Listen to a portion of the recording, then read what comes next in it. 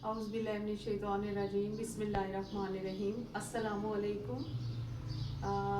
आपसे गुजारिश है कि मेरा चैनल सब्सक्राइब करें, लाइक करें, शेयर करें। बहुत प्यारा सा सबक आमोज़ टॉपिक बताने लगी हूँ कि एक उस्ताद साहब अपने बच्चों को समझाने के लिए कहते हैं कि आप कुछ वेजिटेबल्स ले आएँ और कुछ फ्रूट ले आएँ। जस्ट लाइक वो बहुत जो नाजुक फ्रूट होता है, जैसे कि आलू बुखारा वगैरह या टमाटर वगैरह ना, तो अगले दिन बच्चे लेकर आते हैं।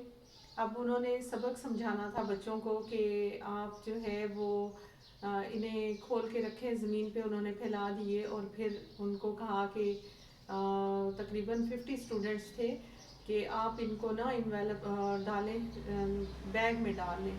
बच्चों ने डाले, उनमें से बैग में रखे तो उन्होंने कहा कि आप लोग अपने अपने पास रख लें। इस टॉपिक पे, ये टॉपिक जो आज हमने पढ़ना नहीं है, मैंने आपको कोई चीज़ समझानी है। बच्चे बड़े गौर से सुन रहे थे कि हमारा इस्लामियात का सब्जेक्ट जा रहा है, तो सर बजाय हमें वो स्टडी कराने के, रीडिंग कराने, राइटिंग करवाने या कोई वाक़या सुनाने समझाने के, हमें ये क्या बात समझा रहे हैं। तो उन्होंने ऐसा किया कि बैग में रख लिए, हर बच्चे ने अपने अपने शापर में डाल के उसको पैकअप कर लिया।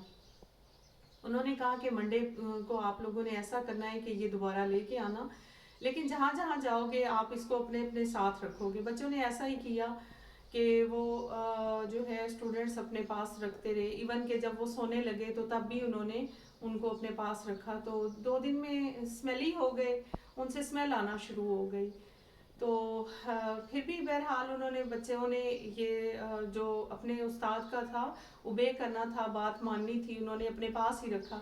कहने का मकसद ये है कि हम बहुत सारी बातें जो हैं वो अपनी ज़िंदगी में जो है दरगुजर नहीं करते, गीबत करते हैं, बहतान करते हैं, एक दूसरे का दिल आज़ारी करते हैं, हालांकि ऐसा नहीं करना चाहिए।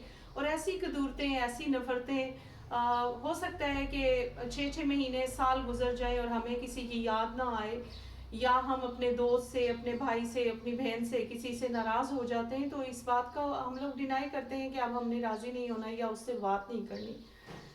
तो जब बच्चे मंडे को जाते हैं क्लास में, तो उस्ताद साहब ने कहा कि वो आप अपने अपने बैग को देखें ना।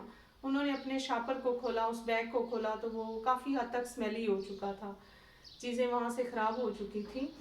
तो जब हम किसी से दरगुजर नहीं करते, छोटी छोटी बातों को तूल दे देते हैं, तो ऐसा होता है कि हमारे दिल जो है वो नफ़रत से भरते चले जाते हैं।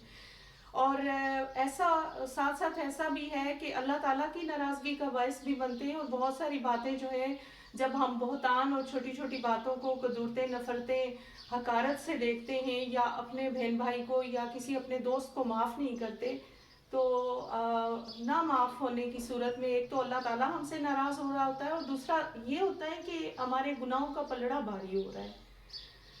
और ये क्या है कि अल्लाह ताला ने जबकि हमें इंसानियत सिखाई, खुशउस्लूबी सिखाई, माफ़ करना सिखाया, बजाय इस बात को कि मुझे एक बहुत अच्छी सी बात याद आ रही है जो मैं आपसे शेयर करना चाह रही हूँ, कि जो आलिम है वो आजिज़ होता है और जो जाहिल है वो मुतकब्बिर होता है। यानी वो तकब्बुर नहीं छोड़ता, कमज़रफ़ी का मुज़ाहिरा करता है। हालांकि ऐसा नहीं होना चाहिए, हमें माफ़ करना चाहिए, एक दूसरे से दरगुजर करना चाहिए, और छोटी मोटी खताएं जो हो जाती हैं उनसे हमें एक दूसरे की जो रंजीदगी है या आपस में जो मामलात ख़राबी के होते चले जाते हैं, उससे इंसान वही अच्छा है जो उसको माफ़ कर दे, ख़राबी से बचे।